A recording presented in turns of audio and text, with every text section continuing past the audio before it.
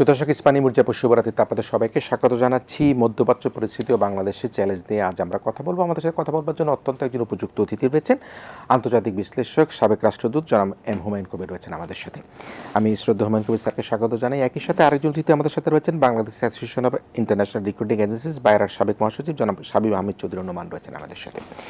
প্রিয় দর্শক, আমরা মধ্যপ্রাচ্য যুদ্ধ পরিস্থিতি নিয়ে কথা বলতে যাচ্ছি এবং সে বিষয়ে কথা বলবার আগেই আপনাদের জানিয়ে রাখি, যেটা আপনারা প্রত্যেকেই জানেন এবং এটি অত্যন্ত দুঃখের এবং বেদনার, যেটি হচ্ছে যুক্তরাষ্ট্র ইসরায়েলের সাথে ইরানের যে যুদ্ধ পরিস্থিতি সারা বিশ্ব জুড়ে কিন্তু শঙ্কা তৈরি করেছে এবং ইরানের সর্বোচ্চ নেতা আয়াতুল্লাহ খোমেনিকে হত্যা করা হয়েছে। প্রায় 555 জন সেখানে নিহত হয়েছে। বাংলাদেশি 2 জন নিহত হওয়ার সর্বশেষ তথ্য আমাদের কাছে রয়েছে। আমি জনাব হুমায়ুন কবির আপনার কাছে আসি। এই যে যুক্তরাষ্ট্র ইসরায়েল ইরানের যে মধ্যকার যে যুদ্ধ পরিস্থিতি, আমরা যদি একটু পিছন দিকে যাই যে এটি কেন ঘটছে, মানে প্রায় সময় আমরা দেখি যে যুক্তরাষ্ট্র ইসরায়েল বা যুক্তরাষ্ট্র ইরান এই মিলিয়ে একটা ধরনের সংঘাতময় পরিবেশ তৈরি হচ্ছে। আমরা একটু পিছন ফিরে দেখে তারপর আমরা আসতে চাই যুদ্ধ পরিস্থিতি থেকে। ধন্যবাদ আপনাকে।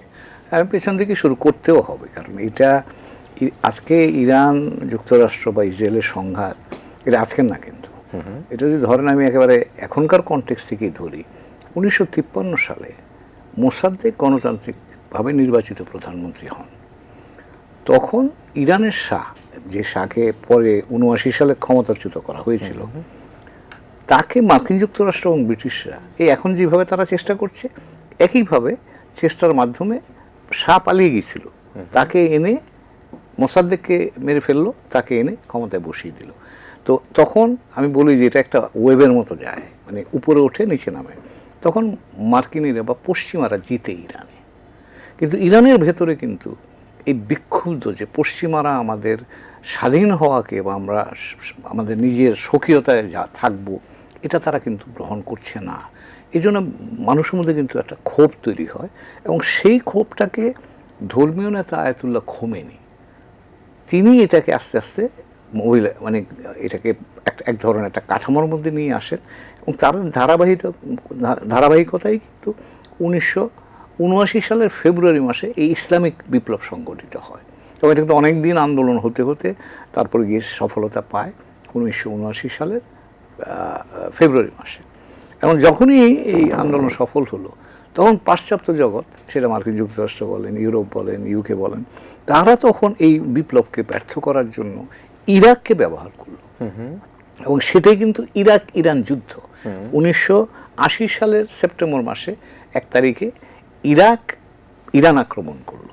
ওই শাতিল আরবের ঘটনা, তাদের যে কমন নৌ সীমান্ত আছে সেটাকে ধরে, এবং তারপরে 8 বছর ধরে কিন্তু এই ইরাক ইরান যুদ্ধ চললো। তখন আবার বাংলাদেশ কিন্তু দ্বিতীয় আমরা করবার সুযোগ পেয়েছিলাম ইরাক ইরান যুদ্ধ বন্ধ করার জন্য। তো এই যুদ্ধের ফলে ইরানিদের যেটা হয়েছে, ইরানিদের কিন্তু এই যুদ্ধে খুবই অনেক লোক ক্ষয় হয়েছিল তাদের ইরানিদের, কারণ তারা হিউম্যান ওয়েভ দিয়ে শুধু মানুষ মরে ইরাকিদেরকে আটকিয়েছে। এবং তেহরান এবং বাগদাদের মধ্যে কিন্তু এই মিসাইল যুদ্ধ অনেক কাল ধরে চলেছে, অনেক কয়েক মাস ধরে চলেছে এটা। এবং এর ফলে 8 ইয়ার্স, 80 সাল থেকে 88 সাল পর্যন্ত ইরানের ফলে যেটা হয়েছে যে তখন ইরানের মধ্যে এই উপলব্ধিটা হয় যে আমাকে যদি টিকে থাকতে হয় তাহলে এখানে আমাকে নিজের শক্তি অর্জন করে টিকতে হবে। এবং এই 8 বছর যুদ্ধের মধ্য দিয়ে ইরানের সমাজে একটা বড় ধরনের যুদ্ধ, যে কোনো যুদ্ধই কিন্তু সমাজকে পরিবর্তন করে ফেলে। আজকে যে নেতৃত্ব খামেনি সাহেব, যিনি মারা গেলেন গত 2 দিন, তিনিও কিন্তু ওই সময়কার যোদ্ধা একজন। তো কাজেই এই যোদ্ধারা, এই জেনারেশনটাই তখন তৈরি হয়ে আজকে ইরানকে নেতৃত্ব দিচ্ছে। এবং ওই 79 সালের বিপ্লবের সময়তে মার্কিন যুক্তরাষ্ট্রের দূতাবাসে আমার খেয়াল নেই নাম্বারটা, পুরা দূতাবাসের যারা আটক করে 444 দিনকে তারা আটকে রেখেছিল। এবং মার্কিন যুক্তরাষ্ট্র এটাকে অপমান হিসাবে নেয় যে আমার এই দূতাবাসের লোকজনকে এত ধরে আটকে রাখলো, কিছু করতে পারলো না শেষ পর্যন্ত। এবং তখন দিয়ে কিন্তু মার্কিন যুক্তরাষ্ট্র এই ইরানের বিরুদ্ধে, এবং আমি ওয়াশিংটনে কাজ করার সময় তো আমি যেই লোকটা ওই লিডার ছিল আমেরিকানদের, এই বন্দীদের, তার সাথে কিন্তু আমি লেম্যান বলে নাম, আমি তার সাথে গল্প করেছি, শুনেছি। এবং মার্কিন যুক্তরাষ্ট্র একেবারে সামগ্রিকভাবে সমাজের মধ্যেই ইরানের প্রতি একটা ঘৃণা সঞ্চার হয় যে ওরা আমাদের অপমান করেছে। এবং একইভাবে ইরানও কিন্তু মার্কিনদের বিরুদ্ধে একটা এরকম ঘৃণার সঞ্চার হয়। এবং তার সাথে এসে যুক্ত হয় 2003 সালে যখন ইরাকে আক্রমণ করলো, তখন মার্কিন যুক্তরাষ্ট্র ইরাক আক্রমণের মধ্য দিয়ে সারা মধ্যপ্রাচ্যে তার অবস্থা দুর্বল হয়ে গেল, কারণ মধ্যপ্রাচ্যের মানুষ মার্কিন যুক্তরাষ্ট্রকে আর পছন্দ করছিল না। এই তখন ইরান আস্তে আস্তে প্রথমে ইরাকে তার প্রভাব বিস্তার করে, কারণ শিয়া, ওটাও তো শিয়া মেজরিটি ইরাক। তারপর ওখান থেকে সিরিয়াতে তার কৌশলগতভাবে তারা সিরিয়ান আসাদ রেজিমকে নিয়ে নেয়, তার সাথে লেবানন এবং ওইদিকে আপনার কি বলে ইয়েমেন পর্যন্ত। অর্থাৎ ইরান ইসরায়েলের চারপাশ ঘিরে একটা কৌশলগত অবস্থান তৈরি করে ফেলে এবং অভ্যন্তরীণভাবে তার সক্ষমতা বৃদ্ধির জন্য চেষ্টা করে। এবং তখন থেকে কিন্তু আমি 1995-এ ইউএনএ যখন কাজ করতে গেছি, তখনও এই ইরানি নিউক্লিয়ার ওয়েপন নিয়ে কিন্তু এই সব জিনিস, ওই এনপিটি কনফারেন্স, এগুলো নিয়ে আলাপ আলোচনা হতো। কিন্তু ইরান তখন থেকে চেষ্টা করছে যে ইসরায়েল এবং মার্কিনদের বিরুদ্ধে যদি দাঁড়াতে হয়, তাহলে আমার অভ্যন্তরীণ কাঠামোটা শক্তিশালী রাখতে হবে, অভ্যন্তরীণ শক্তি অর্জন করতে হবে, এবং সেই শক্তিটার প্রকাশ হবে যদি পারমাণবিক অস্ত্র আমার থাকে। যদিও এরা সবসময় বলেছে যে আমরা এটা উৎপাদন করতে চাই না, কিন্তু তারা একটা লক্ষ্য তাদের ছিল, এটা আমার ধারণা, না বলা লক্ষ্য যদি বলি, আর মধ্যপ্রাচ্যে তার মিত্র বাড়ানো। এবং সেই মিত্ররা কিন্তু সকলেই হয়েছিল, পুরা মধ্যপ্রাচ্য ইসরায়েলকে ঘেরাও করে তারা দাঁড়িয়েছিল। এই হামাস যখন 2023 সালে আক্রমণ করলো আপনার গাজা থেকে, গাজা হামাস ইসরায়েল আক্রমণ করলো, এই সুযোগে কিন্তু ইসরায়েলিরা এবং আমেরিকানরা দুপক্ষ মিলে প্রথমে হেজবুল্লাহকে ডিস্ট্রয় করে দিল, হেজবুল্লাহ ক্যাপাসিটি নষ্ট করলো লেবাননে। তারপরে আপনার অন্যান্য যেগুলো আছে, ইভেন হুতিদেরও বোম করেছে, আপনি জানেন।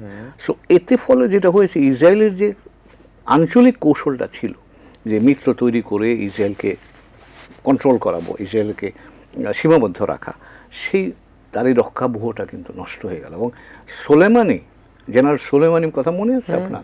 2020 সালে 20 সালে সোলেমানিকে কিন্তু এই ট্রাম্প প্রশাসনই মেরে ফেলেছিল, কারণ হি ওয়াজ ইন চার্জ। এই পুরা ভূরাজনৈতিক জায়গাটা নেতৃত্ব দেওয়ার কাজটা কিন্তু জেনারেল সোলেমানি করছিল।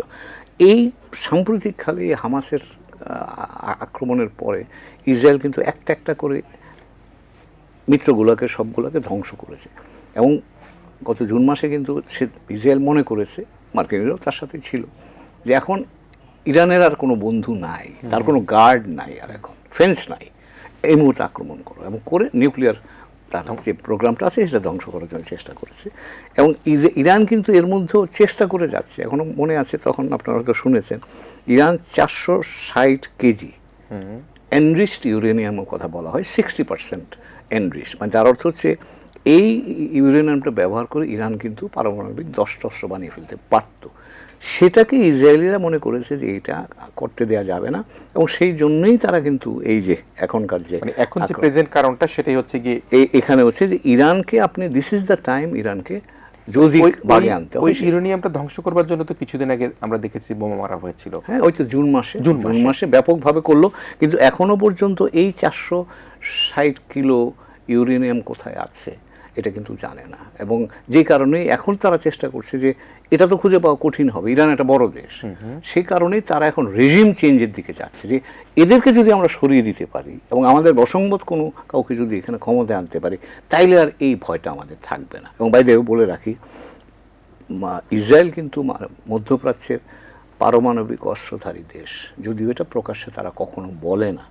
তো কাজেই, এবং ইরানের ভয়টা ওখানে, যে মধ্যপ্রাচ্যে যদি ইসরায়েল এই পারমাণবিক অস্ত্রধারী হয়, তাহলে সে মধ্যপ্রাচ্যে ইসরায়েল ডোমিনেট করবে। এখন আপনি যদি লক্ষ্য করেন, এই মুহূর্তে কিন্তু ইরান ছাড়া আর কোনো দেশ ইসরায়েলের সাথে প্রতিদ্বন্দ্বিতা করার মতো নাই, সে শক্তি কারোই নাই।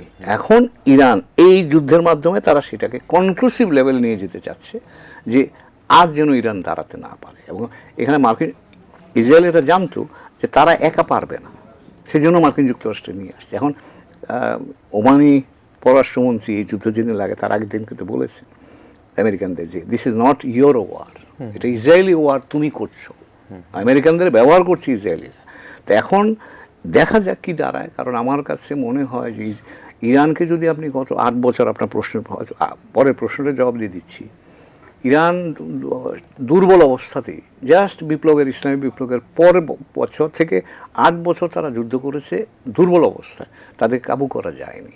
এবং ওর ইতিহাস যেটা আছে খুবই মানে ওরা খুব গর্বিত জাত, যেটাকে আমরা বলি ইরানের। এখন ইরানের অ্যাকচুয়ালি সামরিক সক্ষমতা কতখানি? তারা অনেক সক্ষমতা, যেমন আমি দু একটা এক্সাম্পল দিই। আমি যেটা মিডিয়া থেকে ওপেন সোর্স থেকে যেটা দেখেছি, প্রেসিডেন্ট ট্রাম্পের ধারণা ছিল তিনি 4-5 দিনের মধ্যে ওদেরকে কাবু করে ফেলতে পারবেন। তার ধারণা ছিল প্রথম দিন যদি এই নেতৃবৃন্দ মেরে ফেলতে পারি, তাহলে পরের দিন লোকজন রাস্তায় নামবে, তাদের যে কি বল IRGC যেটাকে বলে, তাদের রিজিমের পক্ষে যারা আছে তারা সারেন্ডার করবে, নতুন নেতৃত্বের আন্ডারে আমরা নতুন প্রশাসন সাজাবো। এটা তারা রাফলি 4 to 5 ডেজের প্ল্যানটা নিয়ে তারা ছিল। এবং গতকালই ইটালির মাধ্যমে প্রেসিডেন্ট ট্রাম্প অফার দিয়েছে ইরানের কাছে যে আমরা সিজ ফায়ার করতে চাই। ইরান প্রত্যাখ্যান করেছে। লারিজানি গতকাল আজকেই বললেন যে না, আমরা তোমার সাথে কোনো আলোচনা করব না, আমরা চালিয়ে যাব। এখন ট্রাম্প প্রশাসনের জন্য বিরাট সমস্যা হয়ে যাবে। ইরান শুধু যদি খালি টিকে থাকতে পারে তাহলেই তার বিজয় হবে। আর মার্কিন যুক্তরাষ্ট্র যদি ওদেরকে এই সরকার পরিবর্তন না করতে পারে তাহলে সেটা পরাজয় হিসেবে গণ্য হবে। কিন্তু এই যে রিজিম চেঞ্জের যে কথাটা আসছে, আমি মিস্টার শামীম আপনার কাছে আসবো। রিজিম চেঞ্জের যে প্রসঙ্গটা আসছে সেটি তো যদিও এটা খুব বিক্ষিপ্ত সংবাদ, আমরা দেখেছি ইরানের মধ্যেও কিন্তু একটা অংশ তারা কিন্তু একটা আনন্দ মিছিল করেছে। বেশিরভাগ মানুষই কিন্তু শোকে কাতর হয়েছে, তারা মাতাম করেছে, তারা একেবারেই ইরানের ইতিহাসে সর্বোচ্চ রকম শ্রদ্ধা নিবেদন করেছে খোমেনির প্রতি। কিন্তু ছোট্ট যে অংশটি আমরা গণমাধ্যমে দেখেছি তারা উল্লাস করছে, যদিও সেটার পৃষ্ঠপোষকতা বলা হচ্ছে মার্কিনীরা, মার্কিন যুক্তরাষ্ট্র, সেই অংশটা কত রকম শক্তিশালী? খুব বেশি শক্তিশালী না, তবে আছে লোক আছে। তার কারণ হলো এটা হলো একটা আমার নিজস্ব ধারণা, যে কোনো সমাজে যখন আপনি বন্ধ সমাজ হয়, সেটা যে কোনোভাবেই, সেটা আপনি কমিউনিজম দিয়ে বন্ধ হতে পারে, ধর্ম দিয়ে বন্ধ হতে পারে, ও অন্য যে কোনোভাবেই যদি সমাজ একটা বন্ধ হয়ে যায়, তখন কিন্তু মানুষের মধ্যে এক ধরনের বিক্ষুব্ধ হওয়ার প্রবণতা তৈরি হয়। আর একটা জিনিস হলো ইরানে আপনি এখানে আমরা বাংলাদেশে দেখে ফেলেছি ইতিমধ্যে, generation is very important factor. কিন্তু যেই জেনারেশন ইসলামী বিপ্লব করেছে, এখন তো তার পরের জেনারেশন এসছে, তারা তো এটা দেখে নাই, তারা এর সাথে সংযুক্ত হতে পারছে না। যেমন বাংলাদেশে আমরা গত 24-এর আন্দোলন যেটা দেখলাম, অনেক কথাবার্তা এসছে, যে কথাবার্তাগুলো নিয়ে অনেকেই মন খারাপ করেছে, যে এরা কি আমাদের মুক্তিযুদ্ধের কথা বলে না, চেনে না, জানে না। এটা কিন্তু আপনাকে বুঝতে হবে যে দুইটা ভিন্ন জেনারেশন। যেমন আমার আগের জেনারেশন পাকিস্তানের জন্য লড়াই করেছিল, আমরা 99% ভোট পাকিস্তানের জন্য দিয়েছিলাম। তো আমরা আবার তারপরের জেনারেশনকে মুক্তিযুদ্ধ করেছি, দেশ স্বাধীন করেছি, বাংলাদেশ হয়ে গেছি। এরপরের জেনারেশন কিন্তু ডিফারেন্টলি ভাববে। ইরানও এই জিনিসটা আছে, কিন্তু ওদের ব্যবস্থাটা ওরা এমনভাবে দাঁড় করিয়েছে যে এই ব্যবস্থাকে যদি আপনি ভাঙতে হয়, পুরো সমাজ ভাঙবে। আবার সেই জায়গায় যেতে যদি পারে তাইলে, এবং সেটার জন্য অনেক সময় লাগবে। শাহের বিরুদ্ধে আমার খেয়াল আছে, শাহের বিরুদ্ধে যখন এই খোমেনি সাহেব আন্দোলন করেন, ইরানিরা বছর পর বছর এই কফিনের কাপড় পরে মিছিল করেছে রাস্তায়। সাবাক বলে একটা ওদের ইন্টেলিজেন্স এজেন্সি ছিল, বহু লোককে মেরে এসছে, অত্যাচার করেছে, কিন্তু শেষ পর্যন্ত টিকতে পারেনি। তো কাজেই ইরানি সমাজটা এইরকম একটা, আমার শিয়া আরেকটা জিনিস আছে যেটা আমাদের এখানে আমরা হয়তো সবসময় বুঝি না, শিয়ারা কিন্তু ধর্ম, রাজনীতি এবং মনস্তত্ত্ব এইগুলিকে একসাথ করে তারা চিন্তা করে। আপনি লক্ষ্য করবেন খামেনি মারা যাওয়ার পরে অনেক দেশে কিন্তু আন্দোলন হয়েছে, কারণ শিয়ারা এটাকে মনে করে যে he is not an Iranian leader, সে হচ্ছে আমাদের শিয়া ধর্মের নেতা। তো এই ধর্মীয় বোধটা কিন্তু আছে, এবং এই ধর্মীয় বোধটা কিন্তু জেনারেলি সোসাইটিতে আমার ধারণা ইরানি, বেশিরভাগ ইরানি সমর্থন করে। আর আরেকটা জিনিস হচ্ছে যে হয়তো অনেকেই পরিবর্তন চায়, তরুণ প্রজন্ম, যে মেয়েরা, মাসা আমিনি গত কয়েক মাস আগে আন্দোলন হয়েছিল, গত কয়েক বছর আগে, মেয়েরা ঘুমটা ছেড়ে দিতে চাচ্ছে না। কিন্তু কথা হলো যে এটা না চাওয়ার জন্যে আপনি যে কাঠামোগত সংস্কারটা দরকার, সেটা এই রাজনৈতিকভাবে যে সংগঠিত হওয়া দরকার, এটা কিন্তু হওয়ার মতো জায়গা নাই। বিশেষ করে শাহর ছেলে যিনি এখন আসতে চান, তিনি যে মার্কিন যুক্তরাষ্ট্রের হয়ে বা ইসরায়েলের হয়ে কাজ করছেন, এটা তারা বুঝতে পারছে। এবং এখন ইরানে আমার ধারণা এই আক্রমণের মুখে তারা এখন জাতীয়তাবাদী আন্দোলন এটাকে রূপান্তর করেছে, যে আমাদের আত্মসম্মানের বিষয়, বিভেদ আমাদের মধ্যে থাকলে থাকবে, কিন্তু এই বাইরের শক্তির সামনে আমরা সবাই ঐক্যবদ্ধভাবে কাজ করব, এরকম একটা ধারণা কিন্তু তৈরি হয়েছে বলে আমার ধারণা। এবং যে কারণে তাদের মধ্যে অনেক বলিষ্ঠতাটা আমরা কিন্তু দেখতে পাচ্ছি বাইরে থেকে, এটা আমার ব্যক্তিগত ধারণা। জি, আমি আরেকটা ছোট্ট প্রশ্ন করে আমাদের পরবর্তী অতিথি শামীমা চৌধুরীর কাছে যাব। আপনি বলছেন যে হিজাব নিয়ে একটা সেখানে বেশ একটা আন্দোলন হয়েছে, কাউকে ফাঁসির ব্যাপারও আমরা দেখতে পেয়েছি, কিন্তু ইরানের শিল্প সংস্কৃতির দিকে যদি আমরা তাকাই, আমরা ইরানের যে স্বল্পদৈর্ঘ্য চলচ্চিত্র নোবেল সবকিছুতে কিন্তু তারা এগিয়ে রয়েছে। তাহলে ওই জায়গাটাকে আমরা কিভাবে দেখি? একদিকে হিজাব বিতর্ক আর এইদিকে শিল্প সংস্কৃতি। ইরানের এই ইসলামী বিপ্লবের পরে আপনি সায়েন্স অ্যান্ড টেকনোলজি শিক্ষাতে তাদের যে, আমি তো কূটনীতি জগতের মানুষ ছিলাম, কূটনীতিতে আমাকে যদি জিজ্ঞেস করেন ডেভেলপিং ওয়ার্ল্ডের মধ্যে দে আর দ্য বেস্ট, 1 নাম্বার। অসাধারণ দক্ষ কূটনীতিক তারা তৈরি করেছে। ঠিকভাবে আপনি ইরানে নিউক্লিয়ার, ইসরায়েল মনে আছে গত জুন মাসে 14 জন নিউক্লিয়ার সায়েন্টিস্টকে মেরে ফেলেছে। এখন একটা দেশে এই পরিমাণ বিজ্ঞান চর্চা হচ্ছে, জ্ঞান বিজ্ঞানের চর্চা হচ্ছে, শিক্ষার চর্চা হচ্ছে, কূটনীতির চর্চা হচ্ছে, তার অর্থ যে ওখানে কিছু একটা আছে যেটা বাইরে থেকে আমরা বুঝতে পারি না, অথবা ওই সমাজে যারা নেতৃত্বে এখন আছেন, ইসলামিক বিপ্লবের নেতৃবৃন্দ যারা আছেন, তারা এইটুকু স্পেস দিয়েছেন বা এইটুকুতে ইনভেস্ট করেছেন, যে কারণেই আমার ধারণা ইরানের এই শক্তি, এখন যে মিসাইলগুলো মারছে আপনি খেয়াল করেন, ইরান কিন্তু গত 20 বছর ধরে স্যাংশনের আওতায় আছে, তারপর টিকে আছে না শুধু, এখন তো এই মিসাইলের ধাক্কার চোটে মানে যুদ্ধ থামাও এরকম একটা অবস্থার মধ্যে এসে যাচ্ছে। এবং মার্কিনরা, প্রেসিডেন্ট ট্রাম্প অফার করেছেন যে লেটাস আমরা সিজফায়ার করি, লারিজানি বলছেন নো সিজফায়ার, তুমি আক্রমণ বন্ধ না করলে তোমার সাথে কোনো কথাই বলবো। নিশ্চয়ই আমরা এই আলোচনায় আপনার সাথে আবার আসবো। মিস্টার শামীমা চৌধুরী নোমান, আসলে এই যে মধ্যপ্রাচ্যের যুদ্ধ পরিস্থিতি, আমরা স্যারের কাছ থেকে শুনলাম যে মার্কিন যুক্তরাষ্ট্র, ইসরায়েল এবং ইরান এই তিনটা মুখোমুখি অবস্থান, বিশেষ করে ইসরায়েলের যে অবস্থানকে মার্কিন যুক্তরাষ্ট্র সমর্থন করে যে হামলা করছে এবং ইরানের সর্বোচ্চ নেতা তাদেরকে হত্যা করা হয়েছে, সব মিলিয়ে এর যে ধাক্কাটা, বিশেষ করে অর্থনৈতিক ধাক্কাটা, সেটি কিন্তু শুধু যে বিশ্বের জন্য নয়, বাংলাদেশের জন্য কিন্তু সেখান থেকে আমরা মুক্ত নয়। আপনি এই যে ইরানেরকে কেন্দ্র করে সারা বিশ্বের যে এখন অর্থনৈতিক ধাক্কাটা লাগতে পারে, বাংলাদেশ কী কী চ্যালেঞ্জের মুখোমুখি হতে পারে বলে মনে করেন আপনি? ধন্যবাদ আপনাকে। আমি মান্যবর আমাদের প্রাক্তন রাষ্ট্রপ্রধান যে কথাগুলো বলেছেন সেখান থেকে কিছুটা অ্যাড করতে চাচ্ছি যে ইরানের লাইফস্টাইলটা যদি আমরা একটু দেখি, ইরান কিন্তু শাহর যে পিরিয়ডটা ছিল সেটাতে ছিল ওয়েস্টার্ন স্টাইল। সো ইরান কিন্তু দুইটা সাইড, ইরানের যে জনগণ তারা কিন্তু দুইটা সাইড দেখেছে। একটা হলো ওয়েস্টার্ন লাইফ, যেটা তারা সেই কালচারটা কিন্তু তারা অভ্যস্ত। পরবর্তীতে ইসলামিক রেভলিউশন যেটা হলো সেখান থেকে তারা কিন্তু এই লাইফটাতে আসছে। তো তারা কিন্তু দুইটা লাইফই কিন্তু কম্পেয়ার করে দেখেছে। এখন যেটা হয়েছে যে আপনি দেখেন যে এই ঘটনাটা হওয়ার আগে গত মাসে কিন্তু একটা বড় রকমের ওখানে কিন্তু একটা আপরাইজিং ছিল, just a month before if I am not wrong, এবং ইট ওয়াজ এ সিভিয়ার ছিল, কিন্তু সেই জিনিসটাকে কিন্তু তারা সারপ্রেস করে ফেলেছে কমপ্লিটলি। ইরান গভর্নমেন্ট সাকসেসফুলি সারপ্রেস, যেভাবেই হোক এটা সারপ্রেস হয়ে গেছে এবং এটা কিন্তু আর নাই। তার পরবর্তী কিন্তু আমরা যে দেখলাম এই হামলাটা, এখন কিন্তু সেই জায়গায় দেখা গেল যে বলতে গেলে কিন্তু গভর্নমেন্টই নেই, মানে আপনি গভর্নমেন্টের একবারে টপ থেকে সবাইকে, আর্মি মানে পুরো সেট আপই কমপ্লিটলি ডিস্ট্রয়েড, মানে কেউ নাই, but still the country is fighting. Who is running the show? তার মানে ইট ইজ দ্যাট যে তাদের লেয়ার অফ যে অ্যাডমিনিস্ট্রেশন আছে, তারা এমনভাবে এটাকে লাইন আপ করা যে পুরো কমপ্লিটলি একটা দেশের কেউ নাই, but who is running the show? তার মানে ওইরকম একটা সেট আপ তাদের আছে। তারপর হলো যে আমরা যে কথাগুলো বললাম যে ইরাকের সাথে 8 বছর তারা যুদ্ধ করেছে। ইরাকের সাথে যুদ্ধ, ইরাকের যে কন্ডিশন আর ইরানের যে মানে মিলিটারি পাওয়ার, তাতে কিন্তু ইরাক একদিনও থাকার কথা না। সেখানে যেহেতু ইরাকের সাপোর্ট ছিল আউটসাইড, সেই কারণে তারা যুদ্ধ 8 বছর একটা দেশ যুদ্ধ করে টিকে গেছে। এবং এটা যে ফাইন্যান্সিয়াল লস, তারপর একটা লম্বা সময় 21-22 বছরের উপরে তারা স্যাংশনের মধ্যে আছে, এগুলোর পরেও এই দেশটা টিকে আছে। এখন যেটা হয়েছে যেই এই যে দেখেন আজকে যে ঘটনাটা 4-5 দিন আগে হলো, যে আপরাইজিংটা ছিল, ওয়ার আর দে? তাদের কিন্তু এখন তাহলে তো তারা তো গভর্নমেন্টকে টপল করতেই চেয়েছিল। সেই গভর্নমেন্ট যখন নাই, তো তারা তো এই মুহূর্তে রাস্তা থাকার কথা।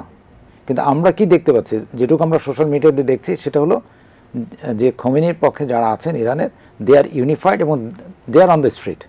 তারা মানে প্রচণ্ড রকমের এটাকে ক্ষোভ প্রকাশ করছেন, শোক প্রকাশ করছেন, এবং তারা মানে তাদের যে আমরা যেটুকু আমাদের কাছে যেটুকু আমরা দেখতে পাচ্ছি, তার মানে the whole nation has become unified. ওই গ্রুপটা কিন্তু আপনি দেখছেন না সামনে। তাহলে কি হলো, এই ঘটনাতে they have been more unified হয়ে গেল। সো এটা কিন্তু একটা যে কথাটা আমাদের মাননীয় রাষ্ট্রপতি মহোদয় বললেন যে এটা কিন্তু একটা মানে যেটা এক্সপেক্ট করা গেছিল সেটা কিন্তু কাজ করলো না, সেটা রিভার্সে গেল। মানে ইসরায়েল যুক্তরাষ্ট্র যেটা এক্সপেক্ট করেছে সেটা হলো না। তাহলে এটা এবং এখন দেখেন গত কয়েকদিন ধরে কিন্তু এই যে গালফ কান্ট্রিগুলোর উপরে যেটা নিয়ে আমরা আসছি, যে গালফ কান্ট্রির উপরে কিন্তু গতকালকে এবং আজকে আপনি দেখেন যে আরামকোতে যে কলহ, তো এইসব জায়গাগুলো কিন্তু খুব সেন্সিটিভ এবং এইসব জায়গায় যখন তারা যাচ্ছে মানে তার মানে তারা ইন্টেন্সিফাই করছে তাদের এই অ্যাটাকগুলোকে এই অবস্থার মধ্যে থেকেও। এটা কিন্তু পুরো গালফকে ডিস্টেবিলাইজ করে দিচ্ছে ইকোনমিকে। এবং সবচেয়ে বড় হচ্ছে যে এই যে এয়ারলাইন্স আপনার যে এয়ার স্পেসটা বন্ধ হয়ে আছে, lakh lakh millions of people আটকায় গেছে। তারপর হচ্ছে যে এটা তো একটা বিজনেস, আপনি এটা কতদিন আটকাতে পারবেন? ফাইন্যান্সিয়ালি কিন্তু গালফ কান্ট্রিগুলো কিন্তু এটা হোল্ড করতে পারবে না বেশি দিন। সো এটা কিন্তু একটা, তারপর হচ্ছে আপনি যে হরমুজ প্রণালী যেটা দিয়ে আপনার যে তেলের যে এটা মুভমেন্ট সেটাও বন্ধ হয়ে রয়েছে। তো আলটিমেটলি কী হচ্ছে, তেলের প্রাইসটা বেড়ে যাচ্ছে। সো এটা কিন্তু একটা বড় রকমের সারা বিশ্বের জন্য একটা ক্রাইসিসে দাঁড়িয়ে আছে। আমরা যে জায়গাটা আসছি যে এই আমাদের যে লোকজন কাজ করেন, স্পেশালি আমরা যে একটা সেন্ডিং অর্গানাইজেশন বা সেন্ডিং কান্ট্রি হিসাবে আমাদের দেশের অলমোস্ট 75% লোক কাজ করেন হচ্ছে মিডল ইস্ট কেন্দ্রিক। সো এটা কিন্তু আমাদের শ্রমবাজার, যেটা আমরা বৈদেশিক কর্মসংস্থান বলি, সেটা সবচেয়ে বড় শ্রমবাজারটাই হলো আমাদের মিডল ইস্ট বেস। আমরা খুবই মানে আন্তরিকভাবে দুঃখিত এবং তারা আমাদের যেই ভাইরা ওইখানে আহত এবং নিহত হয়েছেন এই অলরেডি এর মধ্যে কুয়েতে এবং বাহরাইনে, এটা সত্যি আমাদের জন্য দুঃখজনক ঘটনা একটি। এবং বাকি যারা আছেন তাদেরও একটা অনিশ্চয়তার মধ্যে পড়ে গেছেন। সেকেন্ডলি হচ্ছে যারা আবার হলিডেতে আসছেন, ছুটিতে আসছেন, বা যারা পাইপলাইনে আছেন, যারা আমাদের এই সেক্টর থেকে যারা আমরা কাজ করছি যেখানে লোক যাবেন, যারা ছুটিতে আসছেন তাদের কিন্তু ভিসার মেয়াদটা শেষ হয়ে যাবে। So what will be there future? ওইখানকার আফটার দি পোস্ট ওয়ার যেটা হতে যাচ্ছে বা কতদিন এটা চলবে উই ডো নট নো, এটার উপরে পরিস্থিতি কী হবে, ইকোনমিক কন্ডিশন, আদৌ কি এদের জবগুলো এখানে থাকবে কিনা, বা যারা বর্তমানে কর্মরত আছেন তারাই বা টিকতে পারবেন কিনা, এটা কিন্তু বিশাল রকমের, এটার impact is quite big in coming days. দেখার বিষয় হলো যে এটা কীভাবে কত দূর এটা হয়। এবং আমার দৃঢ় বিশ্বাস যে গভর্নমেন্ট এই ব্যাপারে যথেষ্ট সচেতন, নতুন গভর্নমেন্ট আমাদের এসছেন এবং তারা এই ব্যাপারে কাজ করছেন। বাট জিনিসটা আমাদের এখানে নয়, জিনিসটা হচ্ছে ওইখানে। এখন এটার উপরে তাকিয়ে থাকতে হবে যে এটা কত দ্রুত এটাকে আগে শেষ হয়। যদি এটা আরও লঙ্গার পিরিয়ডে যায়, the suffering will be huge. As a sending country আমরা যারা আমাদের বিদেশি কর্মীর উপরে নির্ভরশীল, রেমিটেন্সের উপর নির্ভরশীল, এটা আমাদের অর্থনীতিতে বিরাট রকম একটা ধাক্কা মারবে, ধাক্কার মধ্যে পড়বো আমরা। একটা হলো আমাদের জব মার্কেটে, আর একটা হলো আমাদের রেমিটেন্স নিয়ে। সো এই দুইটা জায়গায় কিন্তু আমরা খুবই একটা ভালনারেবল অবস্থায়। সো আমাদের আশা থাকবে যে দ্রুত সময়ের মধ্যেই এটা নেগোশিয়েট করে হোক, যেভাবে হোক, এটা যেন একটা শান্তিপূর্ণ পর্যায়ে আসে। Otherwise it will be very very tough. নিশ্চয়ই। প্রিয় দর্শক, আমরা কথা বলছিলাম মধ্যপ্রাচ্য পরিস্থিতি ও বাংলাদেশের চ্যালেঞ্জ নিয়ে। চ্যালেঞ্জে দু চারটি কথা এসছে এবং মাননীয় সাবেক রাষ্ট্রদূত জনাব হুমায়ুন কবির তিনি কিন্তু বলেছেন যে কী কারণে এই ইরানের সাথে সাংঘর্ষিক অবস্থা ইসরায়েলের, মার্কিন যুক্তরাষ্ট্রের এবং অতীত থেকে বর্তমান পর্যন্ত সেই ইরাক ইরান যুদ্ধ থেকে এবং সর্বশেষ পরিস্থিতি তিনি ব্যাখ্যা করেছেন। একই সাথে জনাব শামীম আহমেদ চৌধুরী নোমান বলেন আমাদের অর্থনীতিতে বড় ধরনের একটা ধাক্কা মুখোমুখি হতে পারে, আমাদের রেমিটেন্সের ক্ষেত্রে, আমাদের প্রবাসী কর্মী প্রেরণের ক্ষেত্রে এবং আরএমজি ক্ষেত্রেও কিন্তু আমরা হয়তো আমাদের রপ্তানি ক্ষেত্রে কিন্তু বড় ধরনের ধাক্কা আসবে। আমরা আবারও একে আলোচনায় ফিরে আসবো মধ্যপ্রাচ্য পরিস্থিতি বাংলাদেশের চ্যালেঞ্জ নিয়ে। আমাদের সাথে অতিথি হিসেবে আবারও যুক্ত থাকছেন আন্তর্জাতিক বিশ্লেষক সাবেক রাষ্ট্রদূত এম হুমায়ুন কবির, থাকছেন Bangladesh association of international recruiting agency বাইরার সাবেক মহাসচিব জনাব শামীম আহমেদ চৌধুরী নোমান। প্রিয় দর্শক, আমরা ইসলামী মির্জা শুভরাত্রি তারা ছোট্ট বিরতি নিচ্ছি।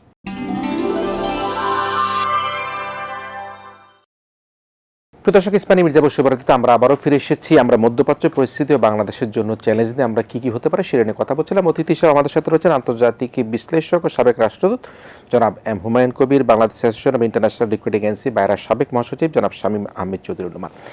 আমি রাষ্ট্রদূত হুমায়ুন কবির আপনার কাছে এই বিষয়টি যেটি খুব ভালোভাবেই বিশ্লেষণ করবার চেষ্টা করলেন জনাব শামীম আহমেদ চৌধুরী রহমান, যে বাংলাদেশের বড় একটা ধাক্কা সেটি কিন্তু আমাদের এই অভিবাসন খাতে হতে পারে।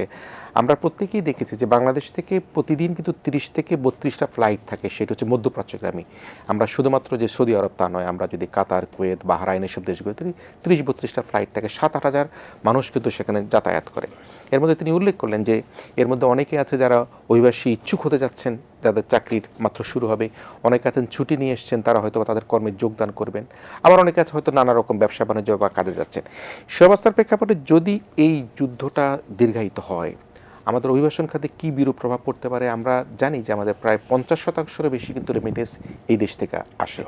যুদ্ধ দীর্ঘায়িত হলে বলা হচ্ছে যে আমাদের কর্মীরা চাকরি হারাতে পারেন, সেখানে আমাদের কর্মীরা হতাহত হতে পারেন, হয়তো ফেরত নিয়ে আসতে হতে পারে, আবার যারা বিদেশ যাবার জন্য ইচ্ছুক সে চাহিদা হয়তো বা কমে যেতে পারে। আমাদের অভিবাসন খাতে কী অভিঘাত হতে পারে বলে আপনি মনে করেন? অন্তত 3-4টা সমস্যা তো দেখতে পাচ্ছি।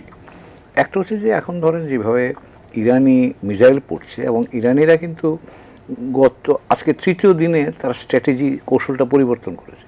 তারা এখন ইকোনমিক সেন্টারসগুলোর উপরে অ্যাটাকটা করছে।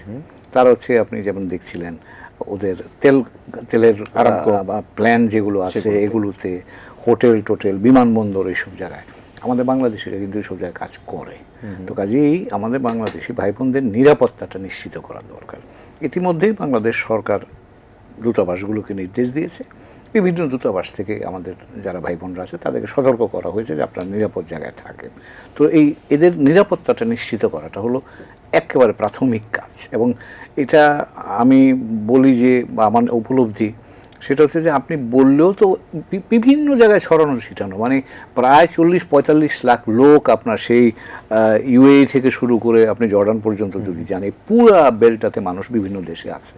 কাজে তাদেরকে নিরাপদ রাখাটা কিন্তু, এবং এখানে নোমান ভাই যেটা বললেন, আমার হাতে তো নাই, এটা তো পুরো যুদ্ধ চলছে ওই দেশগুলোর সাথে ইরানে। এখন আমি এখান থেকে অনুরোধ করতে পারবো, অ্যাডভাইস করতে পারবো, কিন্তু এই নিরাপত্তাটা নিশ্চিত করা কিন্তু অনেক চেষ্টার পরও এই জায়গাটা কিন্তু একটা ভ্যাকুয়াম বা একটা গ্যাপ থাকে। দ্বিতীয় যে জায়গাটা হচ্ছে সেটা হচ্ছে যে আপনি তো এই লোকগুলো ওখানে এমপ্লয়মেন্টে ছিল, কাজে ছিল। এখন এই যে ধরেন আরামকো বন্ধ করে দিল, অন্যান্য গ্যাস প্ল্যান্ট, অয়েল প্ল্যান্ট এগুলি বন্ধ করে দিচ্ছে, কারণ ইরানি মিসাইল ড্রোন এসে পড়ছে। বন্ধ করে দিলে তো মানে প্রতিষ্ঠান না থাকলে তো চাকরি থাকবে কোথায়? তো কাজে আমরা একটা অনিশ্চিত এমপ্লয়মেন্টের জায়গায় একটা অনিশ্চয়তা দেখছি। থার্ড এরিয়াটা যেটা আমাদের জন্য আসতে পারে সেটা হলো যে, যদি ধরেন এটা যুদ্ধ চলতে থাকে, যেটা নোমান ভাই বললেন, তখন কিন্তু আপনার এই লোকগুলোকে যুদ্ধ চলে যদি ওখানে নিরাপত্তার পরিস্থিতি আরও খারাপ হয়, তখন আপনাকে এই লোকগুলোকে সরিয়ে আনতে হতে পারে। যেটা আমরা ইরাক যুদ্ধ 1991 সালে, লিবিয়ার সংঘাত 2011 সালে করেছি। এখন এটা কিন্তু করতে গেলে আপনাকে বড় ব্যবস্থাপনা লাগে, এবং বাংলাদেশে পুরো সরকার এই কাজে ব্যস্ত থাকতে হবে তখন। তা আপনাকে এই প্রায় 40-45 লাখ লোক, এবং সবগুলো দেশে কিন্তু ইরানি মিসাইল পড়ছে, ড্রোন পড়ছে। তো কাজে এই জায়গাটাতে এটা একটা বিরাট রিস্কের মধ্যে আমরা আছি। আমি আশা করি যতদূর আমরা যাব না। আর লাস্ট পয়েন্ট যেটা আপনি বলছিলেন যে এখান থেকে যারা যাচ্ছে তাদের তো এমপ্লয়মেন্ট, যেটা আপনি বললেন, যেহেতু আপনি এই বিষয়টার সাথে পরিচিত, প্রায় ডেইলি যে ফ্লাইটগুলো যায়, কর্মীরা যায় ওখানে, যারা ছুটিতে আসে তারা ফেরত যায়, এই লোকগুলো তো আটকে গেল। এখন এই লোকগুলোর কর্মসংস্থান নিয়ে আরেকটা প্রবলেম। এমনি তো বাংলাদেশে কর্মসংস্থানের সমস্যা আছে, তার মধ্যে যদি যারা কাজ নিয়ে যাবার মতো অবস্থায় ছিল তারা আটকে গেলে তো আমার সামাজিকভাবে একটা অস্থিরতা তৈরি হওয়ার কিন্তু আশঙ্কা তৈরি হচ্ছে। আর লাস্ট পয়েন্ট যেটা বলবো, এটা আমাদের অর্থনীতিকে হিট করবে গিয়ে। আপনার তেলের বাজার চড়ে যাচ্ছে, গ্যাস সাপ্লাই কমে যাবে। আমরা তো জানি আমাদের এনার্জি সিকিউরিটি নিয়ে এমনিই আমরা নড়বড়ে অবস্থায় আছি। এখন যদি সাপ্লাই চেইন ডিসরাপ্টেড হয়ে যায় তাহলে কিন্তু একটা বিপদ। এবং এই সাপ্লাই চেইন যদি কোনো কারণে ডিসরাপ্টেড হয় তাহলে কিন্তু আপনি দেখবেন তেলের দাম বেড়ে যাওয়ার সাথে এখানে আমার ইনফ্লেশন বেড়ে যাবে, আমার ইনফ্লেশন, জিনিসপত্রের দাম বেড়ে যাবে। তো এখন এই সরকার সবেমাত্র দায়িত্বে এসছে, এবং অর্থনীতিকে চাঙ্গা করাই তো এখন একটা 1 নম্বর চ্যালেঞ্জ। এখন এইরকম একটা ভঙ্গুর অবস্থায় যদি আপনার উপরে এরকম একটা আঘাত এসে পড়ে অর্থনীতির, তাইলে তো আমি মনে করব যে বাংলাদেশের জন্য খুবই একটা বড় ধরনের চ্যালেঞ্জের মধ্যে আমরা পড়বো। এটা মানবিক সমস্যা হতে পারে, অর্থনৈতিক সমস্যা হতে পারে, সামাজিক অস্থিরতা হতে পারে, নানান ধরনের চ্যালেঞ্জ তৈরি হচ্ছে। কিন্তু এখন নির্ভর করে এই যুদ্ধ কতদিন চলবে। জি, আমি আবার আসবো। আমি মাস্টার শামীমুজ্জাদুর রহমান, আমি যেহেতু অভিবাসী কর্মীদের কথা নিয়ে বলছিলাম, বাংলাদেশে কিন্তু প্রায় ২,০০০-২,৫০০ রিক্রুটিং এজেন্সি রয়েছে, যারা বেশিরভাগই কিন্তু সৌদি আরবে কর্মী প্রেরণ করে থাকেন এবং সেটার সাথে তারা যুক্ত রয়েছেন। তো সে অবস্থায় যতটুকু আমরা গণমাধ্যমে এবং পত্রপত্রিকায় দেখেছি, অনেক ভিসা কিন্তু হাতে রয়েছে এবং সেই ভিসাতে নিশ্চয়ই বাংলাদেশ থেকে বিনিয়োগ করা লাগে, তাকে সেখানকার এমপ্লয়ারের সাথে যোগাযোগ করে সব ঠিকঠাক করতে হয়। তো যেটি হচ্ছে যে কর্মীদের তো একটা দুর্দশা আছেই, যেটি রাষ্ট্রদূত মানবর হুমায়ুন কবির স্যার বললেন, কিন্তু যারা এই ব্যবসার সাথে যুক্ত তাদের কি অবস্থা হতে পারে? তারা কোন দিকে, তাদের এই মধ্যপ্রাচ্যের সংঘাতটা তাদেরকে কি ধরনের ক্ষতির দিকে উস্কে দিতে পারে? ধন্যবাদ আপনাকে। আপনি জিনিস হয় কি, যখন একটা জিনিস প্রসেসে এই ধরনের মানে ঝামেলা একটা শুরু হয়, তখন কিন্তু শুধু কর্মী বা রেমিটেন্স বা যারা কর্মরত আছেন তারা না, এই প্রক্রিয়ার সাথে সম্পৃক্ত সবাই কিন্তু সাফার করছে। যেমন এই যে সেক্টর যেটি বললেন, আমাদের প্রায় অলমোস্ট এখন আছে অফিসিয়ালি 2500 এজেন্সিজ আছে আমাদের। সো এদের হাতে, সবার হাতে কিন্তু ডিমান্ড আছে, আর না হলে অন্তত 1000 থেকে 1200 এজেন্সির হাতে প্রচুর ডিমান্ড রয়েছে, হুইচ ইজ আন্ডার প্রসেস। কারণ আমার কিন্তু ডেইলি আমরা যদি দেখি, গত বছর আমাদের 12 লক্ষ কর্মী গিয়েছেন। সো 12 লক্ষ কর্মী যদি যেয়ে থাকেন, তাহলে আমরা যদি এটাকে মান্থ ওয়াইজ ডিভাইড করি, তাহলে প্রতি মাসে আমার 1 লক্ষ কর্মী যাচ্ছেন সেই হিসাবে। তাহলে 1 লক্ষ কর্মী যদি যান প্রতি বছরে, তাহলে আমার সেখানে প্রতি মাসে, তাহলে আপনি প্রতিদিন যদি আমি সেটা হিসাব করি, তাহলে গড়ে আমার প্রতিদিনে কত কর্মী যাওয়ার কথা। তাহলে আমার এখানে যদি আজকে যদি 10 দিন 15 দিন ভাবে ফ্লাইটটা বন্ধ থাকে, তাহলে আমার অবস্থাটা কি হচ্ছে? এটা গেল আমি বলছি যারা অ্যাসপিরেন্ট মাইগ্রেন্ট বা যেটা আমার আন্ডার প্রসেস হয়ে গেছে। তাহলে এটা হলো একটা দিক। পরে আরেকটা দিক যেটা হলো যে এই যে আপনি যেটা বললেন যে কোনো কাজ করতে গেলে সেখানে একটা ইনভেস্টমেন্ট থাকে। তাহলে এই সেক্টরে যারা আমাদের সহকর্মীরা আছেন, তারা যে এই ডিমান্ডগুলো প্রক্রিয়া করেছেন, এই ডিমান্ডগুলো প্রক্রিয়া করার ক্ষেত্রে যে একটা ফাইন্যান্সিয়াল ইনভলভমেন্ট থাকে, একটা মার্কেটিং কস্ট থেকে থাকে, এই যে এটা তারা কিভাবে রিকভার করবেন? So it is a equally threat to the সেক্টরে যারা কাজ করছেন, তাদের কিন্তু ফাইন্যান্সিয়ালি বিশাল একটা তারা অবস্থার মধ্যে পড়বেন। সেই সাথে যারা অ্যাসপিরেন্ট মাইগ্রেন্ট, যারা অলরেডি কমপ্লিট করেছেন, কাজকর্ম কমপ্লিট হয়ে গেছে, তারা ফ্লাইটের জন্য অপেক্ষা করছেন, বা তারা আন্ডার ওয়ে আছে, যেটা পাইপলাইনে আছে, তো তাদের যে একটা ফাইন্যান্সিয়াল ইনভলভমেন্ট হয়ে গেছে, সেইটাই বা কীভাবে রিপে হবে? সো শুধু রেমিটেন্স বা যারা আছেন তারা না, এই সেক্টরের যারা আছেন তারাও কিন্তু একটা বিরাট অর্থনৈতিক সম্মুখীন, মানে ক্ষতির সম্মুখীন হবেন। এই জায়গাটায় যেটা আমি দৃঢ় বিশ্বাস করি, যেটা আমরা দেখেছি মাননীয় মন্ত্রী মহোদয় নিজেই এয়ারপোর্টে থেকে এগুলো সাময়িক যে সাপোর্টটা সেটি দেওয়ার চেষ্টা করছেন, তাদেরকে থাকবার ব্যবস্থা করছেন। ইটস ভেরি একটা মানে বলবো যে এটা খুবই একটা পজিটিভ দিক, যে গভর্নমেন্ট খুবই সিরিয়াস ব্যাপারটা। বাট সবচেয়ে বড় জায়গাটা হচ্ছে যে ইন্টারন্যাশনাল কমিউনিটির কাছে কি আমাদের পররাষ্ট্র দপ্তর থেকে এইভাবে, বা অন্যান্য যারা সেন্ডিং কান্ট্রিগুলো আছেন, যাদের আমাদের শুধু না, এখানে ফিলিপিনোরা আছেন, ইন্দোনেশিয়ানরা আছেন, আদার প্রায় 12টা-14টা সেন্ডিং কান্ট্রি আছেন, তারা সবাই যদি আমাদের পররাষ্ট্র দপ্তর থেকে যদি এই ধরনের যারা সেন্ডিং কান্ট্রিগুলো আছেন তাদের সাথে কথা বলে, তাদের সবাই মিলে যদি ইউএন এখানে যদি আপিল করা হয় যে এটা যদি কন্টিনিউ করতে থাকে, তাহলে আমাদের একটা হলো আমাদের লোকগুলোর নিরাপত্তা নিশ্চয়তার ব্যাপার রয়ে গেছে, কারণ তারা তো একটা বিশালভাবে ওই দেশের অর্থনীতিতে কন্ট্রিবিউশন করছেন। সো আমাদের এই লোকগুলোর অবস্থা কী হবে? সেকেন্ডলি হচ্ছে যেসব লোকজন আমাদের আছে, আমাদের যাওয়ার আছে, তাদের অবস্থা কী হচ্ছে? তাহলে আমরা কিন্তু লোকের ফাইন্যান্সিয়ালি কান্ট্রি সবাই সাফার করছি।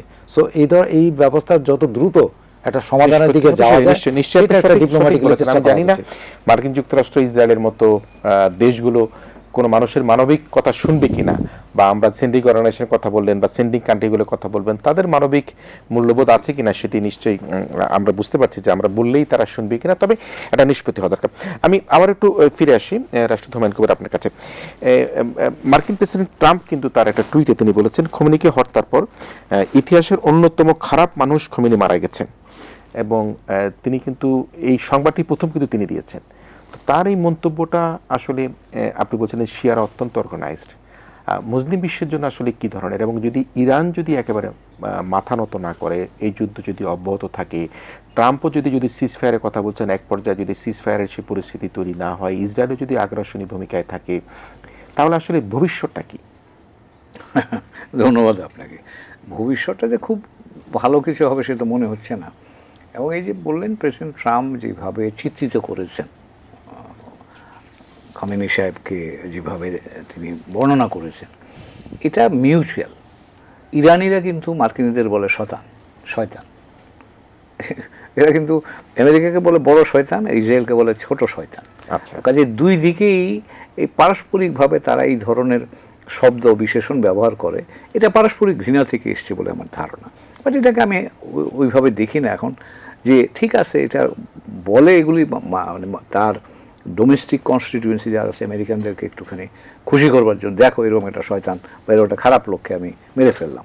কিন্তু এই ধরনের কাজ আন্তর্জাতিক রীতিনীতি বলতে একটা জিনিস আছে রে ভাই। আপনি যদি কয়েক মাস আগে ভেনেজুয়েলা থেকে আপনি একজন রাষ্ট্রপ্রধানকে ধরে নিয়ে আসলেন, এখন আপনি একজন রাষ্ট্রপ্রধানকে প্রকাশ্যে ঘোষণা দিয়ে তাকে মারছেন, এগুলো কিন্তু এটা হলে আন্তর্জাতিক নীতি অনুযায়ী যে ধরনের আমরা সভরেন ইমিউনিটি বলে একটা কথা ব্যবহার করিতে, যে আপনি যখন প্রধানমন্ত্রী হয়ে যাবেন, প্রেসিডেন্ট হয়ে যাবেন, তখন অনেক খারাপ আপনার বিরুদ্ধে থাকলেও আপনাকে সেই পদের কারণে সম্মান দেওয়া হবে। আমি একটা দৃষ্টান্ত দিই, ভারতের প্রধানমন্ত্রী মোদির বিরুদ্ধে কিন্তু ভিসা নিষেধাজ্ঞা ছিল মার্কিন যুক্তরাষ্ট্রের, কিন্তু যখনই তিনি প্রধানমন্ত্রী হয়ে তখনই কিন্তু ওনাকে ভালোভাবে সম্মানের সাথে নেওয়া হলো। এটা হচ্ছে যে কোনো মানুষই যদি প্রধানমন্ত্রী বা ওই ধরনের পদে যায়, তাহলে তাদেরকে মনে সম্মান দেয়া হয়। এটা একটা আপনি বলতে পারেন যে আচার, কূটনৈতিক আচার, কূটনৈতিক শিষ্টাচারের অংশ। এখন যদি এগুলি বাদ দিয়ে আপনি এরকম প্রতিষ্ঠিত একটা দেশের সরকার প্রধানকে প্রকাশ্যে বলে তার উপর আক্রমণ চালান, এটা কিন্তু আমি মনে করি এটা ভালো দৃষ্টান্ত হলো না। এবং এই মার্কিন যুক্তরাষ্ট্রই কিন্তু এখন বিশ্ব ব্যবস্থাটাকে তৈরি করেছিল দ্বিতীয় বিশ্বযুদ্ধের পর। কাজে এখন যদি খারাপ দৃষ্টান্তগুলি তৈরি হয়, তাহলে এগুলো কিন্তু স্ট্যান্ডার্ড হয়ে যাবে, এবং সেই স্ট্যান্ডার্ড থেকে কিন্তু কেউ বাদ যাবে না। এই একটা পরিস্থিতি যখন খারাপ হয়ে যায়, তখন এটাকে অনেক কিছু স্পর্শ করতে পারে। এবং ধরেন যে এখন যদি যুদ্ধটা দীর্ঘায়িত হয়, প্রেসিডেন্ট ট্রাম্পের জন্য তো অভ্যন্তরীণভাবে সংকট তৈরি হবে। মাত্র 27% মানুষ মার্কিন যুক্তরাষ্ট্রে এই যুদ্ধকে সমর্থন করছে। তার অর্থ হচ্ছে এই বছরের শেষেই আপনার মিড টার্ম বলে, মানে কংগ্রেসের এই মধ্যবর্তী নির্বাচন হবে, এবং উনি যদি যুদ্ধটা শেষ না করতে পারেন এবং মার্কিন যুক্তরাষ্ট্রের সৈন্য যদি ওখানে মারা যেতে থাকে, ওদের সম্পদ যদি নষ্ট হতে থাকে, তাহলে তো তার উপর পলিটিক্যাল কষ্ট হবে প্রেসিডেন্ট ট্রাম্পের উপরে। কাজেই সেটা কিভাবে যাবে আমরা এখনও জানি না। কাজেই এই জিনিসগুলো আমি মনে করি যে যা মার্কিন যুক্তরাষ্ট্র বিশ্বের সবচেয়ে বড় শক্তি, সেটা সামরিক শক্তি বলেন, অর্থনৈতিক শক্তি বলেন। গতকালই দেখছিলাম সফট পাওয়ার পৃথিবীতে কার কত আছে। এখনও মার্কিন যুক্তরাষ্ট্র কিন্তু সফট পাওয়ারেও 1 নাম্বার। পৃথিবীর মানুষ দেখতে চায় মার্কিন যুক্তরাষ্ট্র সেইভাবে। তা আমি মনে করি যে মার্কিন যুক্তরাষ্ট্র তার সেই ভাবমূর্তিটাই ধরে রাখুক, যেটা ইতিবাচকভাবে ধরে রেখেছে। প্রেসিডেন্ট ট্রাম্প যেগুলি করছেন বা তার আগে প্রেসিডেন্ট বুশ যেগুলি করেছেন, এগুলোকে আমরা এক্সেপশন বলে ধরে নেব। কারণ তা না হলে আপনি এই ধরনের অস্থিরতা, আপনি চিন্তা করেন মধ্যপ্রাচ্যের কী অস্থিরতাটা চলছে, কেউ কি নিরাপদ ওখানে? চীনের অবস্থান কি এখন? চীনারা নিন্দা করেছে, চীনারা আছে, কিন্তু চীনারা তো আর সরাসরি যুক্ত এখনও হওয়ার মতো জায়গা নাই। তারা জাতিসংঘ নিরাপত্তা পরিষদে কথা বলেছে, কূটনৈতিকভাবে কথা বলে যাচ্ছে, রাশিয়াও একইভাবে কথা বলছে, কিন্তু মানে তারা ওইভাবে সক্রিয় না, তারা কূটনৈতিকভাবে সক্রিয়। এবং ওই যদি ইরানকে সামরিক সহায়তা দিতে হয়, সেগুলো তারা দিচ্ছে। গত কয়েক মাস ধরে চীন এবং রাশিয়া দুই দেশই বিভিন্ন সামরিক সরঞ্জাম পাঠাচ্ছিল, কিন্তু তারা সরাসরি আর মার্কিনীদের সাথে গিয়ে লড়াই করবে এটা আমার কাছে। ইরানের পাশে কে আছে? ইরানের পাশে এখন এই মুহূর্তে ইরানের পাশে আর কেউই নাই। ইরানকে নিজেকে ফাইট করতে হচ্ছে, একাই ফাইট করতে হচ্ছে।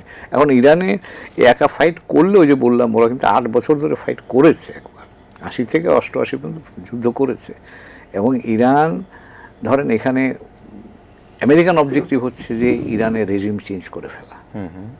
3-4টা অবজেক্টিভ আমেরিকানরা। একটা হচ্ছে রেজিম চেঞ্জ করে ফেলা, পারমাণবিক অস্ত্র তৈরির যে কোনো সুযোগ ইরানের কাছ থেকে সরিয়ে ফেলা, এবং ইরান মিসাইল যে প্রোগ্রাম এখন, এই যে মিসাইলগুলো মারছে, মার্কিন যুক্তরাষ্ট্র এবং ইসরায়েল কিন্তু চায় এই মিসাইল প্রোগ্রামটাও তারা বন্ধ করে দিক। আর তাদের যে বিভিন্ন প্রক্সিরা আছে, হেজবুল্লাহ, হুতি, তারপরে অন্যান্য যারা আছে, হামাস, এগুলোকে তারা ডিসমেন্টেল করে তো ভেঙে দিক। এখন আমার ধারণা ইরান এই কোনোটাই বোধহয় সম্ভব হবে না এখন পর্যন্ত যা মনে হচ্ছে। বরঞ্চ উল্টো এখনকার যদি যুদ্ধ ইরান যদি টিকে থাকতে পারে শুধু, তাহলে চাপটা গিয়ে উল্টা দিকে লাগবার কথা। এবং আমার আশঙ্কা হচ্ছে যে এবার ইরান তারা বলছে না ইসরায়েলের সাথে আমরা শেষ যুদ্ধ করব। আমি ভয় হচ্ছে আমার যে এই জায়গাটা কোথায় গিয়ে দাঁড়ায়, কারণ ইসরায়েল যদি মনে করে যে তার অস্তিত্ব সংকটাপন্ন হচ্ছে, তখন কিন্তু তাদের হাতে কিন্তু পারমাণবিক অস্ত্র আছে। এবং প্রেসিডেন্ট ট্রাম্পও কিন্তু বলেছেন যে নেতানিয়াহু তাকে ভয় দেখিয়েছে, যদি ইরানের উপর মার্কিনিরা আক্রমণে অংশ না নেয় তাহলে ইরানের উপর ইসরায়েলিরা পারমাণবিক অস্ত্র ব্যবহার করতে পারে। এটা কিন্তু প্রেসিডেন্ট ট্রাম্প প্রকাশ্যেই বলেছেন। এখন এই ধরনের সিচুয়েশন যদি হয় তাহলে তো আপনি একটা ওয়াইল্ড সিনারিও তৈরি হবে, মানে এটা লক্ষ লক্ষ মানুষের প্রাণ যাবে, এবং এটা আমার ধারণা এটা একটা আননোন ওয়ার্ল্ডে আমরা যাব, এবং আমি আশা করি আমরা সে পর্যন্ত না জানা যাই।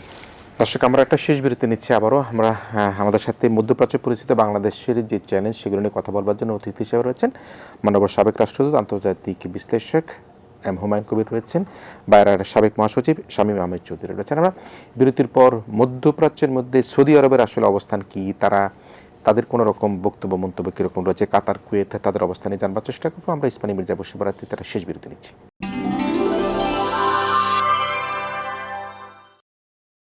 ইসমানী মির্জা বশিবরাতে আবার আমরা ফিরে এসেছি। কথা বলছিলাম মধ্যপ্রাচ্যের পরিস্থিতি, বাংলাদেশের চ্যালেঞ্জ নিয়ে। অতিথি হিসেবে রয়েছেন আন্তর্জাতিক বিশ্লেষক সাবেক রাষ্ট্রদূত জনাব এম হুমায়ুন কবির, রয়েছেন বাইরের সাবেক মহাসচিব জনাব শামীম আহমেদ চৌধুরী নোমান।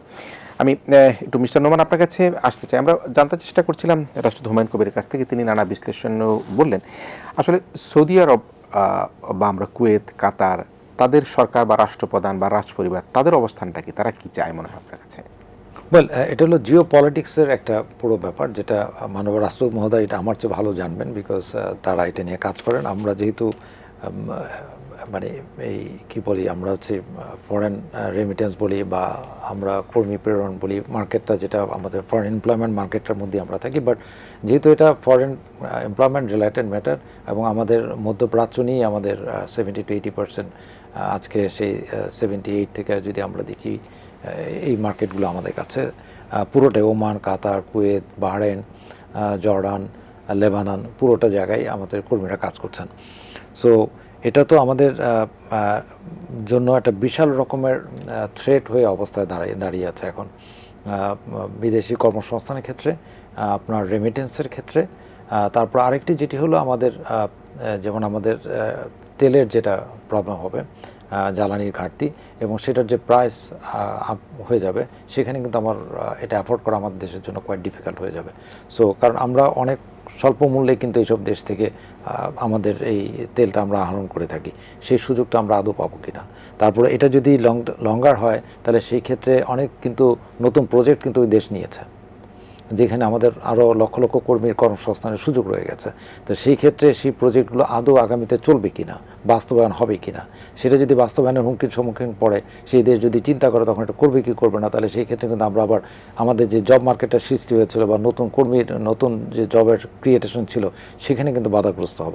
তাহলে কিন্তু এটা মাল্টিপল, আমরা যদি দেখি যে মাল্টিপল আসপেক্টে আমরা কিন্তু সাফার করতে পারছি। একটা জায়গায় একটু আসবার চেষ্টা করি মিস্টার চৌধুরী, সেটি হচ্ছে যে দীর্ঘদিন থেকে কিন্তু বলা হচ্ছে যে আমাদের শ্রম রপ্তানিটা মধ্যপ্রাচ্য নির্ভরতা আমাদেরকে কাটিয়ে উঠতে হবে, আমরা দক্ষ অতি দক্ষ প্রফেশনালস প্রেরণ করতে হবে। আমরা শুনেছি ইউরোপের শ্রমবাজারের কথা, আমরা শুনেছি জাপানে কর্মী যাওয়ার কথা, কোরিয়া কর্মী যাওয়ার কথা, এরকম নানা রকম শুনেছি যে আমাদের অনেক যেখানে বেতন ভাতাদি বেশি, ফ্যাসিলিটি বেশি। কিন্তু আমরা মধ্যপ্রাচ্য থেকে সরে হচ্ছে ট্রেডিশনাল শ্রমবাজার থেকে সরে এসে ইউরোপ বা এই ধরনের শ্রমবাজারগুলিতে নতুন কর্মসংস্থান তৈরি করতে পারছি কিনা, বা আমরা পাড়াতে চ্যালেঞ্জ কোথায়, কেন পারছি না? ধন্যবাদ আপনাকে। ওই জায়গাটায় আমি আসছিলাম যে আমাদের এখন যেটা কাজ হচ্ছে যে অলরেডি কিছুটা আমরা দেখেছি গত আমাদের কেয়ারটেকার গভর্নমেন্টের সময়, ইন্টারিম গভর্নমেন্টের সময় এই জায়গাটায় অনেকবার জোর দেওয়া হয়েছে, এবং আমরা যারা এই ট্রেডে আছি তারাও কিন্তু জায়গায়, আমরা রাশিয়াতে আমাদের এখন লোক যাচ্ছে, ইস্টার্ন ইউরোপে অনেক জায়গায় আমাদের লোক যাচ্ছে,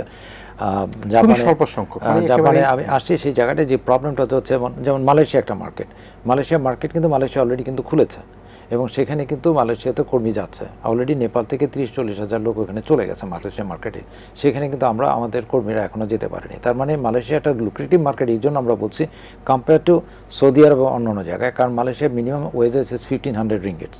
তো আমাদের একটা কর্মী কিন্তু মিনিমাম 2000 থেকে 2500 রিঙ্গিট পায়। 2000 রিঙ্গিট মিনস ইজ অলমোস্ট আপনার যদি আপনি এখন 32 টাকা করে, তার মানে 60 to 65,000 টাকা পার মান্থ স্যালারি পাচ্ছে।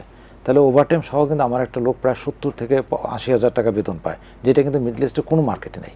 কারণ আমাদের মিডল ইস্টের মার্কেটে কিন্তু বেতনটা স্ট্রাকচারটা কিন্তু ফিক্স না, ওইখানে 700 টাকা আছে, 500 টাকা আছে, 300 রিয়ালের বেতন আছে। কিন্তু মালয়েশিয়ান গভর্নমেন্টের একটা বিউটি ইজ দ্যাট যে তারা কিন্তু এটা লোয়ার মানে মিনিমাম ওয়েজেসটা ফিক্স করে দেওয়া হয়েছে। কত করেছে মিনিমাম ওয়েজেস? 1500। আচ্ছা। সো এর নিচে আপনি কোনো রিঙ্গিত, তো এটা নিচে আপনি দিতে পারবেন না। তাহলে এই জায়গাটায় কিন্তু আমাদের কর্মীরা বেনিফিটেড হয়। আরেকটা হলো এই মার্কেটে কিন্তু মাল্টিপল সেক্টরে কাজ করার সুযোগ আছে। এগ্রিকালচারের সেক্টর আছে, ফ্যাক্টরিতে আছে, সার্ভিস সেক্টর আছে, কনস্ট্রাকশন সেক্টর আছে। মালয়েশিয়া কিন্তু মাল্টিপল জায়গায় কিন্তু আমাদের কাজ করে। আমরা গতকালকে একটা রিপোর্ট দেখলাম যে প্লান্টেশনে তাদের they are looking for the plantation worker, highest shortage of the plantation worker তাদের শর্ট, কিন্তু ওইখানে কিন্তু আমাদের কর্মীরা 2 থেকে 2500 রিঙ্গিটের উপর বেতন আহরণ করতে পারে। তাহলে এই যে মার্কেটটা, এইসব জায়গায় আমার মনে হয় আমাদের নজর দেওয়া উচিত। আর ইস্টার্ন ইউরোপের যে প্রবলেমটা আমাদের হচ্ছে যে আমাদের কাছে কিন্তু গ্রিস হতে আরম্ভ করে আমাদের অনেক জায়গায় আমরা ভিসা, আমাদের কাছে অনেক জব অফার আছে, আমরা ভিসাও পাচ্ছি। প্রবলেমটা হচ্ছে এটা প্রসেস করতে আমাদের 8 থেকে 9 মাস লেগে যাচ্ছে। বড় প্রবলেম যেটা হচ্ছে যে আমাদের এখানে কারো ভিসা সেন্টার নাই। এদের এই ইউরোপিয়ান কান্ট্রিগুলো ভিসাগুলো আমাদের থার্ড কান্ট্রি হয়ে করতে হয়। এখন আমার দেশে ভিসা কর্মীদের ভিসা যদি আপনাকে ইন্ডিয়া বা অন্য কোনো জায়গায় যেয়ে করতে হয়, তাহলে সেই ক্ষেত্রে এটা আমাদের দ্বারা সম্ভব না। যে জন্য আপনি বলছেন যে কেন আমাদের সংখ্যাটা বাড়ছে না। আমাদের কিন্তু ডিমান্ড প্রচুর আছে, কিন্তু আমরা একটা লোক যদি পাঠাতে আমার 9 মাস লাগে, তাহলে কিন্তু সেখানে আমি সেই মার্কেটে টিকতে পারবো না। যেখানে আমার কর্মী দেওয়া হচ্ছে মিনিমাম 30 to 45 ডেজের মধ্যে। 30 ডেজের মধ্যে আমার এমপ্লয়ারকে কমিয়ে দিতে হবে। একটা কর্মী এমপ্লয়ার 9 মাস আমার জন্য ওয়েট করবে না। এই যে ভিসার যে স্ট্যাম্পিংয়ের, আমরা এখন অ্যাডভান্স যুগ, আমরা এটাকে ই ভিসা সিস্টেম করতে পারি। আমরা ওই দেশের প্রত্যেকটা দেশেরই মিশন এখানে আছে, কনসুলেট সেকশন নাই। আমরা তাদেরকে বলতে পারি যে তোমরা টেম্পোরারি কনসুলেট সেকশন করো, প্রতি 3 মাস পর পর এসে আমাদের যে প্রসেসগুলো হলো সেগুলো ভিসা স্ট্যাম্পিং করে দাও, অনলাইন ভিসা সিস্টেম করে দিতে পারে। এখন অনেকভাবেই, কারণ এগুলো তো এমপ্লয়মেন্ট ভিসা, এটা তো ভিজিট ভিসা না। সব কিছু অ্যাপ্রুভাল হওয়ার পরে, ওই দেশের গভর্নমেন্টের অ্যাপ্রুভালের হওয়ার পরে সেই ভিসাগুলো আসে। আমি মনে করি যে আমাদের নতুন সরকার এখন আসছে, এই ব্যাপারটা নজর দিবেন যে ফরেন মিনিস্ট্রি এই ব্যাপারে যত দ্রুত এই পদক্ষেপটা নিতে পারবেন ইউরোপিয়ান কান্ট্রিগুলোর সাথে, কারণ তাদের প্রচুর ডিমান্ড আছে, প্রচুর চাহিদা আছে আমাদের লোকের, আমাদের কাছে সেই ডিমান্ডও আছে। কিন্তু আমরা এই অনলি ভিসার প্রসেসের ডিলের কারণে আমরা সেই জায়গাটা মার খাচ্ছি। জাপানের যে ব্যাপারটা আছে, জাপানে একটা কর্মী পাঠাতে 8 থেকে 9 মাস লাগে, কারণ এখানে ল্যাঙ্গুয়েজের একটা বড় ব্যারিয়ার আছে। আমাদের এখানে মোস্টলি যারা করেছেন N5 করেছেন, ওইখানে জাপানে মিনিমাম চাকরি করতে হলে তাদেরকে N4 N3 হতে হবে। সো আমাদের এই N5 থেকে N3 4-এ নিয়ে আসতে হবে ভাষা শিক্ষাটা। তারপরে তাকে আবার যেই কাজে যাবেন কারিগরি দক্ষতাটা দিতে হবে। সেটা নিয়ে বিশালভাবে কাজ হচ্ছে, এখানে ইনভেস্টমেন্টের অনেক দরকার আছে। সে ব্যাপারে রিক্রুটিং এজেন্সি কিন্তু প্রায় মানে দিন রাত চেষ্টা করে যাচ্ছে। সো এই জাপানের জিনিসটা হচ্ছে এখানে বেতন, আর আমাদের এই যদি আমরা ডাইভার্সিফিকেশন করি, আমরা যেটা আপনি মালয়েশিয়ার ক্ষেত্রে বললাম, ইউরোপের ক্ষেত্রে বললাম, জাপানে, সেখানে কিন্তু আমার স্যালারি স্কেলটা অনেক হাই। আমরা ভ্যালু অ্যাডেড মার্কেট বলছি, যেখানে আমি যদি 10 লক্ষ লোক পাঠায় যা ইনকাম করব, আমি যদি 3 লক্ষ লোক এইসব জায়গায় পাঠাতে পারি, তার 3 গুণ রেমিটেন্স আমি, যেটা ফিলিপিনে হচ্ছে, আপনার ইভেন দেন থাইল্যান্ডে হচ্ছে। থাইল্যান্ড কিন্তু দুইটা, থাইল্যান্ড কিন্তু is a sending country and Thailand is a receiving country. Thailand কিন্তু নিজের লোকও নিচ্ছে, আবার হাই স্কিলের লোক কিন্তু তারা বাইরে দিচ্ছে। Malaysia is a sending country and receiving country. মালয়েশিয়ানরা কিন্তু বাইরে জাপানে যে কাজ করছে।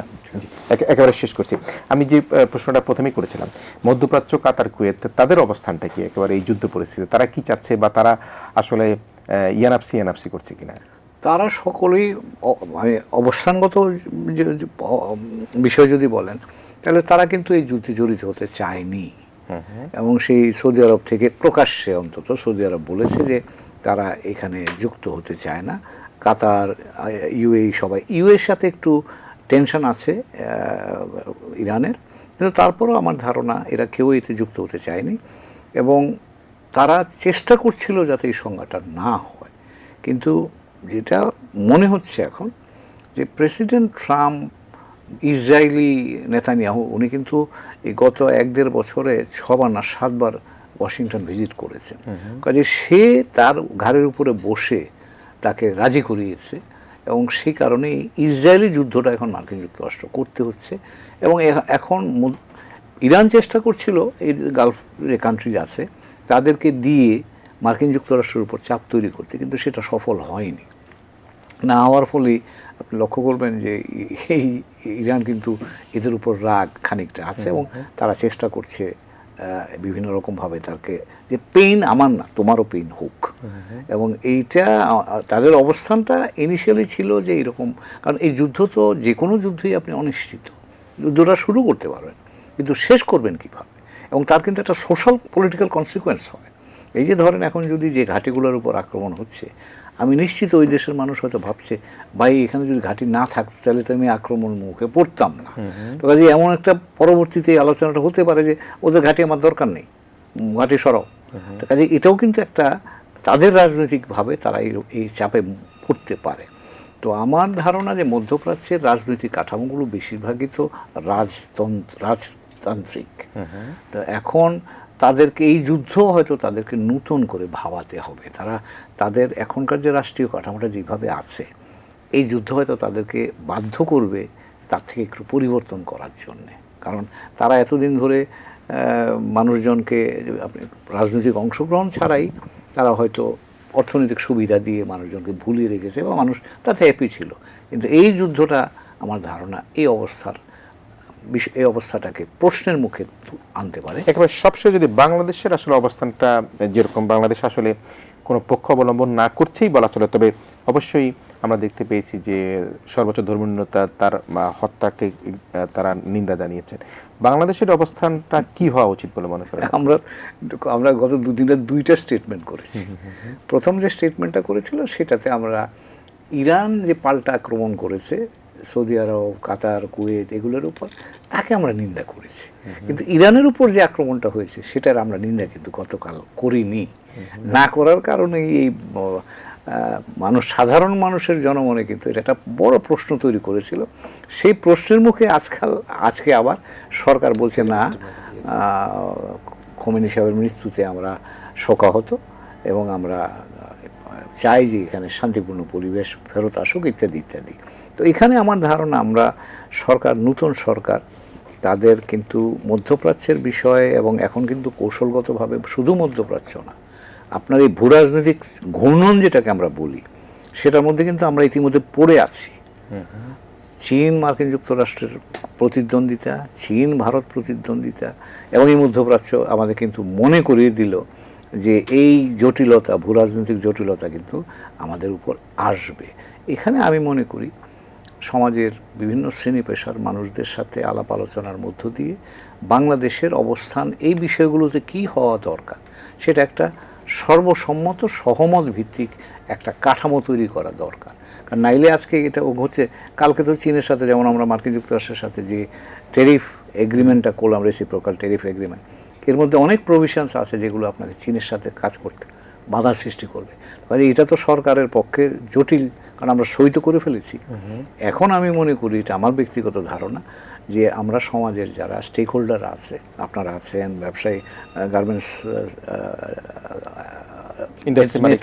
ইন্ডাস্ট্রি মালিকরা যারা আছেন, বিভিন্ন ফার্মাসিউটিক্যাল এক্সপোর্ট বিভিন্ন যারা আছেন এবং থিঙ্ক ট্যাঙ্কস আছে যারা এরকম এক্সপার্ট আছে, তাদের সাথে বসে এটা নিয়ে একটা সর্বসম্মত অবস্থান তৈরি করা দরকার। কারণ বাংলাদেশ আমরা কোনো দিকে ঝুঁকবার মতো সুযোগ আমাদের নাই। আমরা আমাদের অবস্থানটাকে ধরে বা আমাদের স্বার্থের আলোকে, আমার নিজের স্বার্থের আলোকে সকলের সাথে যেমন দরকার, যার সাথে যেমন সম্পর্ক দরকার, সেই স্বাধীনতাটুকু আমার রাখতে হয়। তা না হলে কিন্তু আমরা, যেহেতু আমাদের অর্থনৈতিক শক্তি এখনও কম, আমরা কিন্তু বিপদগ্রস্তর একটা আশঙ্কা থাকবে। আমরা সেটা চাই না। সাধারণ নাগরিক হিসেবে আমরা চাই আমাদের স্বাধীনতাটুকু আমরা বজায় রেখে বন্ধুত্বপূর্ণভাবে সকলের সাথে কাজ করব।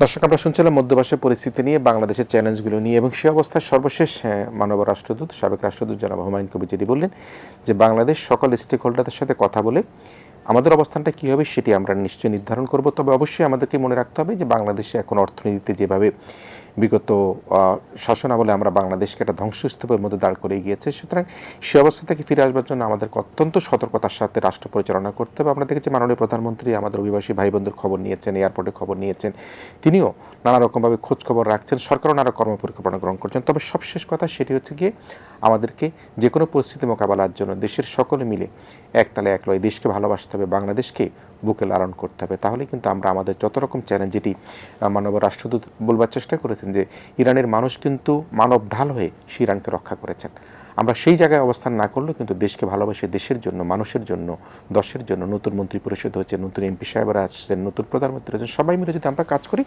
বাংলাদেশের অগ্রযাত্রার পথে যে বাধা, সে বাধাগুলো আমরা দূর করতে পারবো।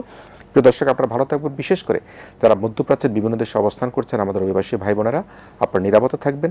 আমাদের এমবিসিগুলোতে যে হটলাইন দেওয়া আছে, আপনারা যোগাযোগ রাখবেন, এবং সরকারও নিশ্চয়ই সেদিকে তাদের প্রতি অত্যন্ত সূক্ষ্ম দৃষ্টির মাধ্যমে তাদের কোনো সুবিধা অসুবিধা বিবেচনা করে তাদের পাশে থাকবেন। এই প্রত্যাশা রেখে আমাদের আজকে ইস্পানি মির্জা বর্ষবরাত্রি এখানে শেষ করছি। আপনারা ভালো থাকবেন, সবাই মিলে ভীষণ ভালো থাকবেন।